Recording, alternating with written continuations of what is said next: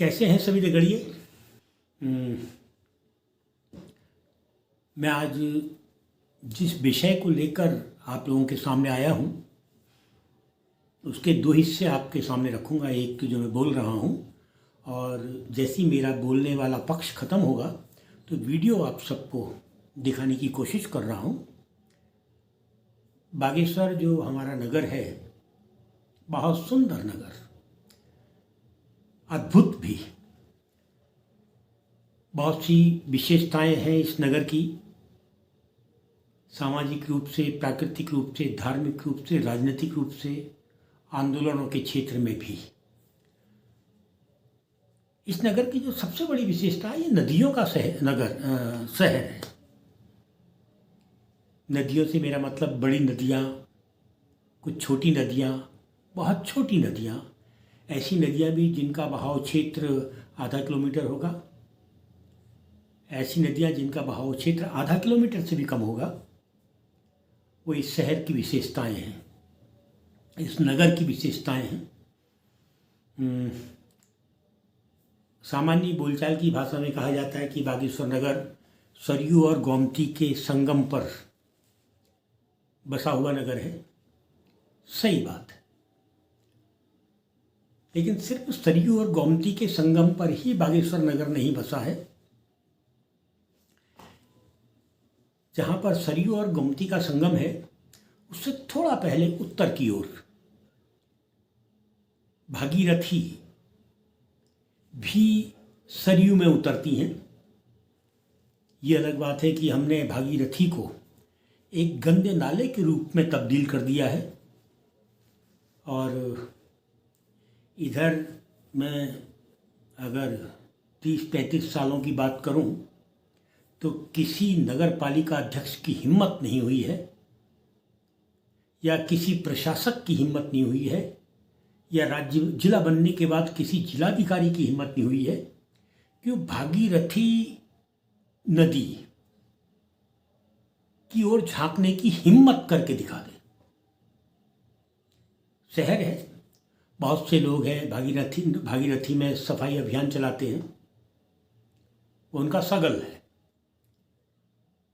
वो चाहते हैं कि भागीरथी एक निर्मल नदी के रूप में सरयू में मिले। भागीरथी के अलावा इसी नगर के अंदर मैं देखता हूँ तो भागीरथी का बहाव क्षेत्र बहुत बड़ा नहीं है, बमुश्किल 1.5 किलोमीटर के करीब बनेगा। इसी नगर में ठाकुरद्वारा राम मंदिर वाले क्षेत्र से भी एक छोटी नदी, जिसका बहाव क्षेत्र हो सकता है कि 1/4 किलोमीटर के आसपास हो, वो भी सरयू में ही उतरती है। और उससे थोड़ा सा पीछे कैलखुरिया का जो मंदिर है, जहाँ से कठायत पाड़ा, अब तो वार्ड है, पहले गांव था लगता है, वहाँ भी एक नदी उतरती है। उस नदी का बहाव क्षेत्र कुछ अधिक है, थोड़ा अधिक है।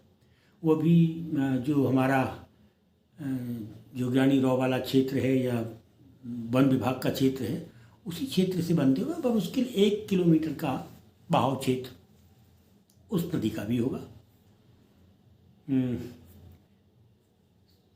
सरयू बड़ी नदी है, गोमती का संगम गोमती भी बड़ी नदी है, बागेश्वर में है, सर्वविज्ञ है। भागीरथी के अलावा तो जो मैंने छोटी नदियों की बात की, एक जो राम मंदिर क्षेत्र से आती है और दूसरा जो वन विभाग क्षेत्र से आती है, कैलखुरिया मंदिर के पास मिलती है। तो इस हिसाब से 5 नदियाँ तो बागेश्वर पंचतरणी भी कह सकते हैं आप। चलो इन 2 छोटी नदियों को हटा भी दें तो भागीरथी के साथ त्रिवेणी बनती है। यहाँ मैं भागीरथी और सरयू और गोमती के धार्मिक पक्ष पर बिल्कुल भी बातचीत करने नहीं आया हूँ। मैं तो सिर्फ ये बताने आया हूँ कि ये जो नदी है, हमने इस नदी के संग बहुत ज़्यादा छेड़छाड़ कर ली है। और छोटे क्षेत्र में हॉस्पिटल वाला जब पुल बना, उससे पहले बहुत बड़े बड़े पत्थर इस नदी में उसी पुल के दायरे में हुआ करते थे। कहाँ गए वो पत्थर? हमने नदी के बीच में उन पत्थरों को भी नहीं बख्शा जिन पत्थरों की वजह से नदी का बहाव बैलेंस होता था, नियमित होता था, संतुलित होता था बाढ़ की स्थिति में। उसके बाद एक और पुल बनाया हमने बागनाथ के पास, तो बचे खुचे जो पत्थर थे और वो सब साफ हो गए। इधर हम करीब 20 साल से उत्तरायणी मेले से पहले नदी में बहुत छेड़छाड़, बड़ी बड़ी जेसीपी मशीनें डाल के छेड़छाड़ कर रहे हैं उसको समतल करने के लिए, पानी को इधर से उधर करने के लिए, क्योंकि हमें मेला करना होता है, मेला करने के नाम पर। खैर मैं आज इस पर भी नहीं जा रहा हूँ। इस नदी, मैंने कहा ना, भागीरथी एक गंदे नाली के रूप में तब्दील हो गई है। उसकी सफाई की कोई व्यवस्था कहीं से कहीं तक नहीं है। उसके अलावा छोटे छोटे बागेश्वर नगर का जो निकास है, गंदे पानी का निकास, वो सीधे सीधे सरयू और एक दो जगह जहाँ पर सरयू में गोमती का संगम है, वहाँ गोमती में वो निकास उतर रहे हैं, छोड़े जा रहे हैं नहीं कहूँगा, उतर रहे हैं। हाँ, ये जरूर कहूँगा कि अगर आप टैपिंग कर सकते थे इन नालों की, लेकिन आपने टैपिंग नहीं की। खैर, टैपिंग शब्द मैं कहाँ से लाया? ये शब्द नमामि गंगे परियोजना आपने देखी होगी। कुछ दिन पहले बागेश्वर में साहब एक बहुत बड़ा सम्मेलन, मीटिंग शाम के समय चल रही थी। नगर के लोग तो उसमें नहीं थे, लेकिन वह टेंट बहुत बड़ा था, माइक बहुत अच्छे थे और जिले के सारे अधिकारी बेचारे, ठंड हो ही रही थी, उसमें आए थे, वहाँ बैठे थे, पत्रकार लोग भी पहुँचे थे। वो नमामि गंगे की परियोजना थी और वन विभाग के अधिकारी ने नमामि गंगे के बारे में बहुत कुछ बताया था। लेकिन नमामि गंगे परियोजना जब सामने आई थी तो मेरे जैसे लोग जो बागेश्वर जैसे नगरों में रहते हैं या भराड़ी जैसे नगरों में रहते हैं, उनको लगा था कि चलो इसी नमामि गंगे परियोजना, जिसमें आपने सीवेज ट्रीटमेंट को महत्व देने की बात कही है, शायद सीवर लाइन बागेश्वर में आ जाए।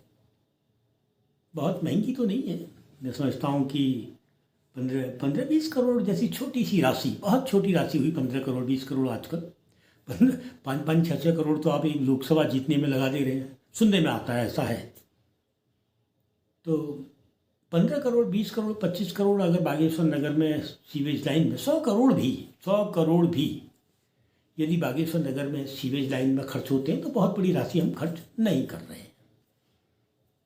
इधर पिछली नगर पालिका जो भंग हो गई है, 2 तारीख को समाप्त हो गई है इसका कार्यकाल, उसके बीच में दौर में एक बार कहीं मैं अखबारों में देख रहा था, एक खबर थी जो सीवेज ट्रीटमेंट को लेकर थी कि सब पिटों में आप कहाँ खाली करेंगे, कैसे खाली करेंगे, और बहुत से सवाल भी उसमें थे कि जहाँ आपकी बस नहीं पहुँचती, जहाँ आपकी गाड़ी नहीं पहुँचती, मोटरसाइकिल तक नहीं पहुँचती, वहाँ मकान है, उन्होंने अपने पिट बना रखे हैं, उनको खाली करने के लिए आप किस तरीके से, आदि बहुत से सवाल थे।